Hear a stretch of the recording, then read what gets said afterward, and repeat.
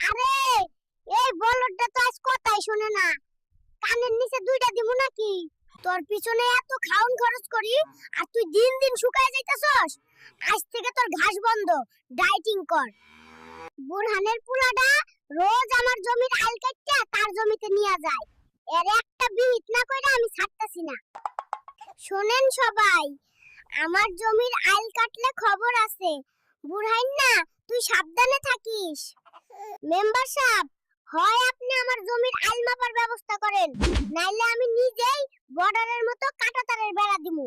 কোন হালায় আমার ক্ষেতের পানি ছাড়লো রে? তরে ধরতে পারলে খবর আছে। হ্যালো কৃষি আপা, আমার বেগুন গাছের পাতা সব কুকড়ে যাচ্ছে, এখন কি দেব? এই লেদা পোকার বংশটারে আমি নির্বংশ কইরা ছাড়মু। আমার কচি লাউ গাছগুলারে খায়া শেষ কইরা দিল। ব্যাপারী আইয়া যে দাম কয়, জমির আইল টাইনা ধইরা কাটতে ইচ্ছা করে, সব সিন্ডিকেট কইরা রাখছে। আমার গাছের পাতা খাস? দাঁড়া, তোর নামে আমি মেম্বারের কাছে মামলা করব। দেখিস, ভালো কইরা ডিউটি করবি। একটা কাকো যদি আমার ধান খায়, তাইলে তোর 1 মাসের বেতন কাটা। এইসব অনলাইন না কি যেন কয়, টিপ দিলেই নাকি সার বীজ ঘরে আইসা দিয়া যায়। দেখি তো চেষ্টা কইরা। ধান কাটার সময় হইলো, কাস্তেটায় ধান না দিলে তো হাত দিয়া ছিটতে হইব। এত কাম ভাল লাগে না। আমার পোলাটারে আর যাই হোক কৃষক বানামু না, লেখাপড়া শিখায়া অনেক বড় অফিসার বানামু।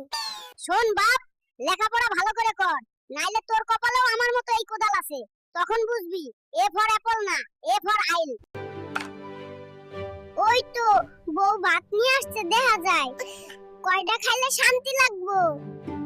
সারাদিন খাইটা যা ইনকাম করি, দিন শেষে দেখি লাভ তো দূরের কথা, পুঁজিটাই ওঠে না।